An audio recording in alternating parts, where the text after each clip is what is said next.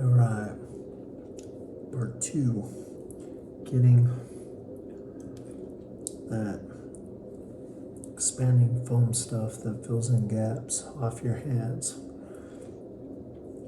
I'll tell you, number 1, wear gloves. I was wearing gloves, took them off, get the phone, forgot to put them back on, realized the stuff was expanded, got it on my hands pretty bad, didn't have water to get it off, and that's what I'm dealing with.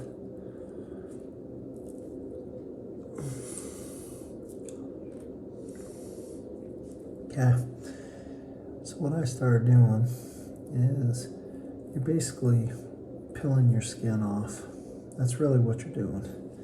So what I started doing is, in part 1 I was talking about using the coconut oil in the gloves, and then also the scrub with the wet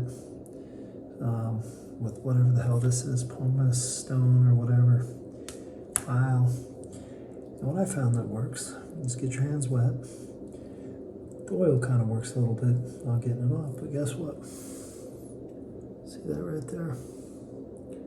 That beauty is my skin. You can even see the fingerprint on it. So that's definitely skin and that crap. So what I do is, after getting it wet, just take my thumb or fingernail and just start going whatever direction starts pulling it up. It doesn't seem to get as deep, so it's not hurting as much by using my fingernail, but the results, it gets it off.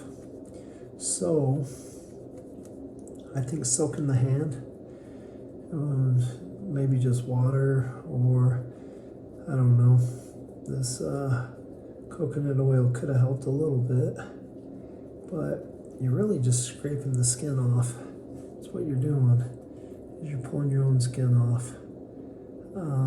It's kind of like your feet. You get your feet real wet, you soak them, and then you start scraping with your fingernails, you got a lot of dead skin comes off. The skin got damaged because of that chemical, and by doing this, I am scraping the dead skin and that chemical off. Okay, so let's see. So you can see all the skin I just scraped. Let's get a little bit on the outside of the hand so it cleans it up a little more. And I've been doing this for about 20-25 minutes. And it's not really clean. So I can only imagine this is going to take like 45 minutes and probably not have it completely clean.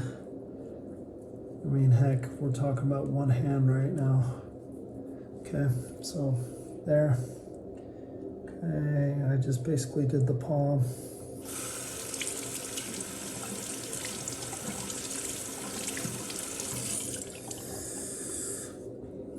Look how much better it is. This one I haven't really worked on yet, but it's kind of hard with that. But it's kind of what it's doing by me scraping. So I think the water and then scraping it with your fingernail works pretty damn well too. It's going to be some pretty tough areas to get here, but as you see I'm doing it, and you can see the skin coming off. I like looking at it when I do it. That way I can see what I'm doing.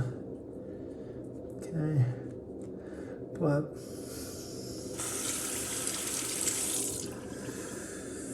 that works pretty good that way. Again, you're tearing your damn skin off. Number 1 thing I recommend, don't do what I did. Don't get this crap on your hands in the first place. Be smart about it and avoid it happening.